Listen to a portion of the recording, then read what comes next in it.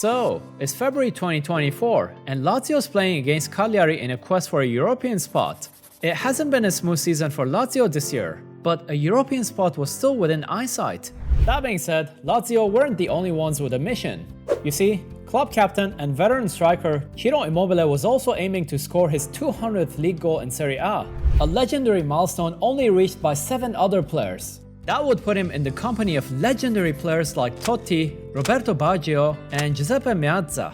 Not a bad company, to be fair. Already 1-0 ahead, Lazio find themselves on the edge of Cagliari's penalty box. A shot is saved by the Cagliari goalkeeper, but the rebound falls in front of Ciro Immobile, and bang! He was never gonna miss that.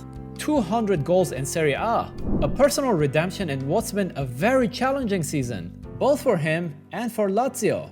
That's a truly remarkable feat, one that deserves far more recognition than Immobile is currently getting. Normally, an achievement like this will have the player's name amongst the game's greatest of his era. That being said, he's never been fully regarded as an elite striker. You see, there's an interesting narrative about him, a frustrating duality of sides to Ciro Immobile. On one side, he's dominating domestic games with Lazio, while failing to show up for the national team. A flat-track bully who's never done enough for the Italian national team when it matters the most. And that's despite winning the Euros in 2020 and starting every match for the national team in that tournament. Someone who, despite scoring 200 goals in one of the most tactical leagues in the world, failed to adapt to Bundesliga and the La Liga. But the question is, why is Ciro Immobile one of the most divisive strikers of the modern game? Well, stick around, because we're gonna talk about one of Europe's most disrespected strikers of our era. You know, I gotta say this. His record of 17 goals and 57 caps for Italy doesn't really scream prolific.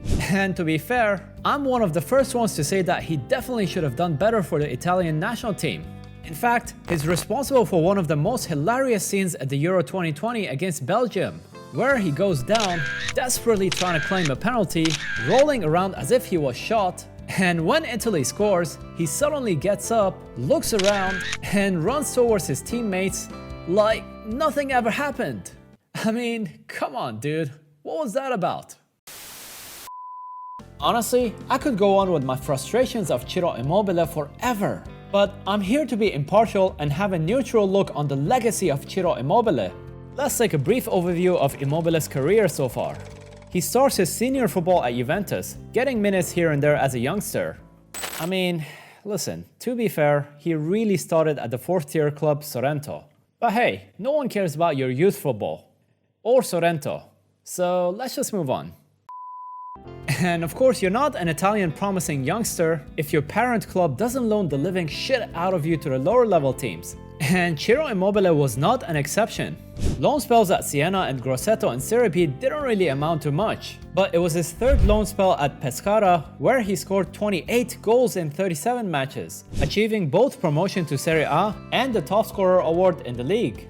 An all-attacking Pescara team where he was paired up with future international teammates Lorenzo Insigne up front, with Marco Verratti playing behind them. That form caught the eyes of many clubs in Serie A, and eventually he joins Genoa in 2012. His first season back to Serie A was quite a challenge, where he only scored 5 goals in 33 matches for a struggling Genoa side that barely escaped relegation. However, it was the season after where he breaks through in Serie A as well, scoring 22 goals in 33 matches for Torino, and helping the underdogs Torino reach a European spot, their first in a very long time, as well as becoming the league's top scorer that season, the first of his Capocannoniere awards. This is when the rest of Europe started to notice him as well, and it was eventually Borussia Dortmund that ended up signing him. And this is where his career stalls a little bit. You see, Immobile struggles to adapt to Bundesliga, and specifically Jurgen Klopp's football, scoring only 3 goals in 24 games, or 10 goals in 34 matches all competitions. But his struggles didn't really end there. He gets loaned to Sevilla the following season, where he again struggled with 2 goals in 8 matches, to the point where they actually cut off his loan spell mid-season. I mean, that has to hurt, man. It wasn't looking good for Ciro Immobile. His foreign experiment has gone south after just a year and a half. But then his old club Torino came calling and signed him on loan for the remainder of that season, where he's able to discover some of his mojo again, scoring 5 in 14 matches. This is where he gets one of his biggest criticisms, the narrative that Ciro Immobile couldn't really cut it in the foreign leagues. While that's a valid argument, we need to look into context here. He joined the Borussia Dortmund team at a time when they were struggling under Jurgen Klopp, eventually ending with Klopp leaving his beloved Dortmund, telling the media the typical, the "it's not you, it's me" line. Something tells me that he would do that again in the future, but I digress. It's summer 2016, and Lazio takes a punt by signing Immobile for roughly 9 million euros. He didn't know it then, and neither did we, but this marked a significant change in his career, a clean slate for a fresh start once again. His move to Lazio proved to be crucial, where he found a stable environment and a clear system that suited his strength. From 2016 onwards, he became Lazio's talisman, scoring 168 league goals in 258 games at the time of recording this video, becoming the league's joint top scorer with Mauro Icardi in 2018, with 29 goals each. That's a lot of goals, my friend, especially for a team that's not traditionally dominant in the league. The next season, he wins the Coppa Italia with Lazio, beating Inter, Milan, and Atalanta in process. But it doesn't just end here, because in the 2019-20 season, he scored 36 league goals, winning the European Golden Boot award that season. For the record, he was competing with Messi, Suarez, Benzema, and Cristiano Ronaldo, who was at Juventus, his league's most dominant team at the time. That's quite a list of names that he beat there for the European Golden Boot award. But it doesn't stop here. The following season, he scored another 27 in 31 games, winning the league's top scorer award for the 4th time in his career. A season where he scored against his former club, Borussia Dortmund, in the Champions League as well. That should have been the end of his story. But that summer, he went to start all 7 games in Italy's victorious Euro 2020 campaign, winning the Euros against all odds for a nation that failed to qualify for the World Cup prior to that, while beating England in the final at the Wembley Stadium, literally against players that the English media deems worthy of £100 million plus, which in itself is a rant for another day. So far, it only seems like he's had a near flawless career, but his career wasn't immune to criticism. A large portion of Italian football fans believe that for all his goal-scoring prowess, he hasn't really shown his full potential for the national team.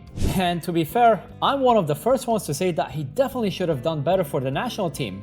Even his victorious campaign in Euro 2020, where he had 2 goals and 2 assists in 7 games, was heavily criticized by the fans and the media. Sure, his international record still sparks a debate, but let's appreciate the nuance here.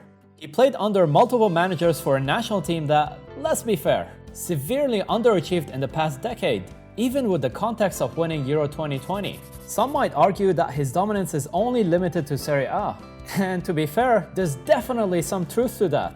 Bundesliga and La Liga stints proved to be challenging, and his record with the Italian national team doesn't really scream greatness. But let's not downplay his adaptability and resilience. He's thrived under different managers, different systems, and different pressures. In the Champions League, he scored 13 goals in 22 matches at the time of recording this. Honestly, that's pretty good for someone in a team that's often inferior in Europe. The question isn't just can he replicate it elsewhere, but rather how. His international struggles deserve nuanced discussions, not dismissal.